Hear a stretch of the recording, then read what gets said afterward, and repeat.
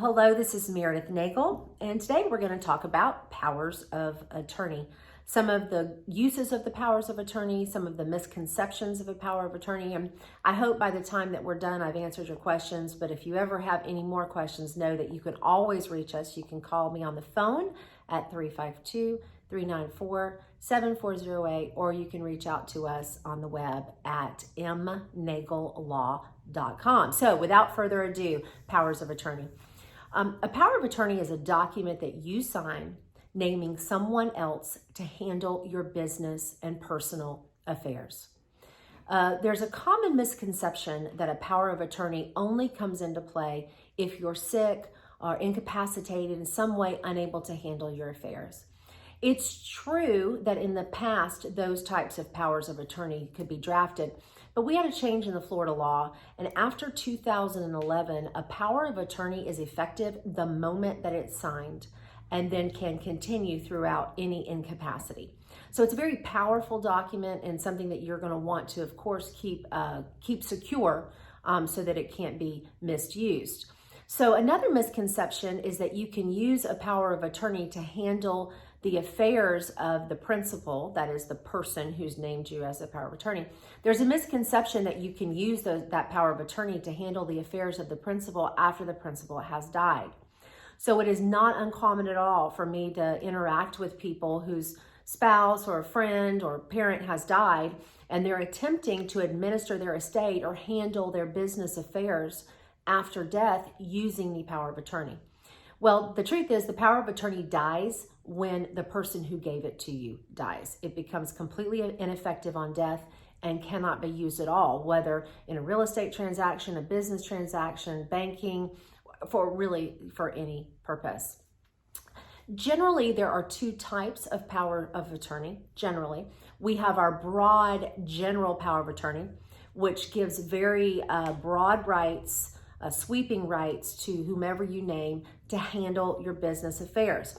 So you can draft a power of attorney that lets them do everything on your behalf, talk to the IRS, talk to your banks, talk to Medicare, Medicaid, insurance companies, and the like, so that they can act as you in every single way.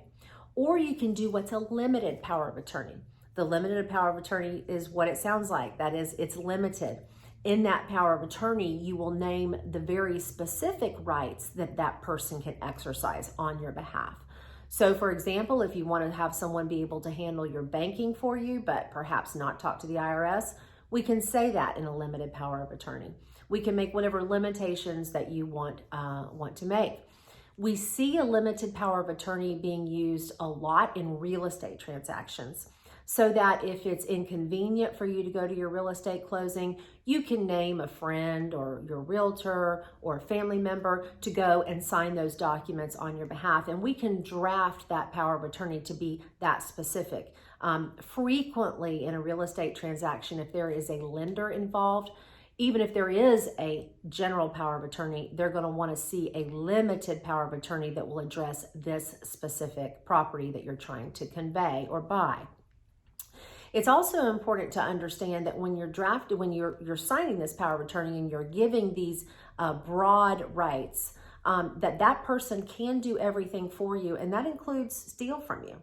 So if you choose unwisely, that person could then go to the bank, clear out your bank accounts. The bank would have no liability to you whatsoever because there was a power of attorney that person used. And so your only recourse, of course, would be to sue the bad guy who's already spent your money. So it's a great document, but it's a document that must be used and wisely and kept safe. So if you have any questions about powers of attorney, please give us a call. Many of you might have what we called in the old days a springing power of attorney. That is a power of attorney that only goes into effect if you're incapacitated or unable to handle your affairs. Well, after 2011, those types of powers of attorney are no longer valid. So you may want to, if you have one, you may want to pull it out, take a look at it and see what it says, and get a new one.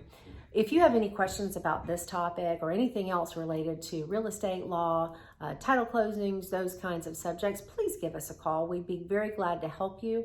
We draft these powers of attorney routinely. They're an important part of your estate plan, an important part of taking care of your affairs, because, you know, you never know when you're going to need it. That's the problem. You know, by the time you're in the car accident and you need your children to take care of things for you, that's too late to realize you need the power of attorney. So take a look at your estate planning, see how old it is, if it accomplishes that power of attorney, accomplishes what you want to. If you need a new one, give us a call, or if you just have questions about the one that you have, we'd be glad to help. I can be reached again at 352-394-7408 and on the web at mnagellaw.com. Thank you so much, and we will see you next time.